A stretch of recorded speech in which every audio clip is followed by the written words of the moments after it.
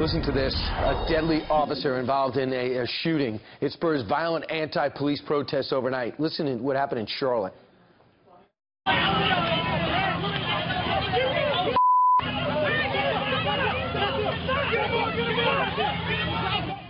Protesters set fires in Charlotte while hurling rocks at cops.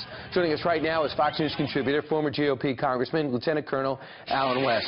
Colonel, we have two incidents, one in Tulsa, but let's talk about first in Charlotte last night. We've seen this before, not the reaction. I don't care how this turns out. How do you stop this reaction? Well, you have to stop having these individuals out there in the communities that are spurring on this idea of social justice or wrongdoing. We need to sit back and allow the system and the process to take place. There will be an investigation. If there is wrongdoing, we'll get the facts. Look at what happened in Milwaukee, where people took to the streets, and the narrative that was initially out there turned out to not be the true narrative, just the same as in Ferguson, Missouri, when the narrative of hands up, don't shoot turned out to be a completely wrong narrative. So there's another shooting, too, a day before. It happened in Tulsa, where a man was stuck outside of his car, an African-American man, and evidently a female officer felt as though she was threatened or was reaching for something. She said he was on PCP. Drugs may or may not have been found in the car. We don't know all the facts. It does not look good for the officer, I'll give you that, but we don't know all the facts. It didn't stop Hillary Clinton from weighing in on the Steve Harvey show last night. This horrible shooting again? How many times do we have to see this in our country? In Tulsa, an unarmed man with his hands in the air?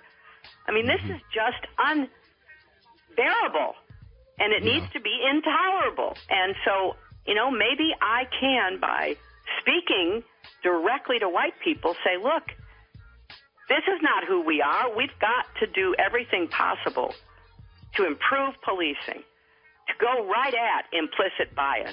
Really? She's going to speak directly to white people? Well, the problem with Hillary Clinton is that she knows that she's losing support in the black community. I think she's only at 76%. That's one of the lowest that you've seen with any recent Democratic presidential nominee. But the thing that is interesting, the hypocrisy, is that coming off of the bombing suspect there in New York City, where everyone said you can't rush the judgment.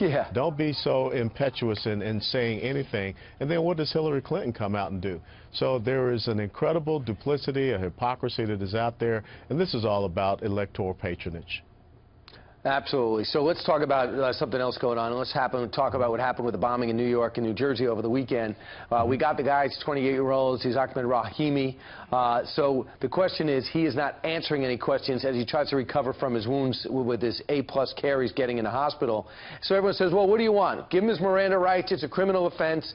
Is that really the case, that we have to treat him like a criminal? Or isn't there a precedent of treating him like an enemy combatant, as Senator Lindsey Graham and Senator McCain said yesterday?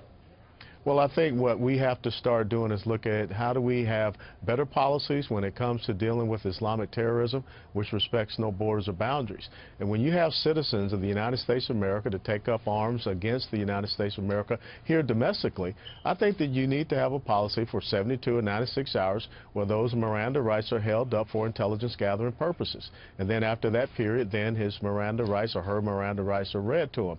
But now he's lawyered up and he's not going to say anything. Just the same as if you are an American citizen, natural born and naturalized, and you leave this country and you're on the battlefield, you lose your citizenship, you lose your rights, just the same as Anwar al-Awlaki, who was killed in a drone strike. So we need to have better policies and procedures that talk about how we deal with this. And we can do this, Colonel, with a clear head and putting politics aside, because we all want the same goals. The ISIS al-Qaeda threat that's here, which they might be using American citizens to activate, because they know they're going to be treated through criminal courts. He's going to be lawyered up, cost us a fortune. We know he's going to prison for life, but we need to get the intelligence out of him. And by the way, his own neighbor said that he was working with other people. Now, right now, they're investigating into him possibly working alone, being a lone wolf. Well, if he just gathered the facts about people that know him best, he was collaborating with somebody. Yeah, you're absolutely right. And his father even told the FBI a couple of years ago that, you know, my son is a terrorist. And so, again, we have to stop hamstringing ourselves. We have to come up with clear-cut policies and procedures that lets people know that we are not going to create gaps by which you can be exploited. This literally could be a ticking time bomb. There could be another bomb or a series of bombs set in your neighborhood, someone watching right now.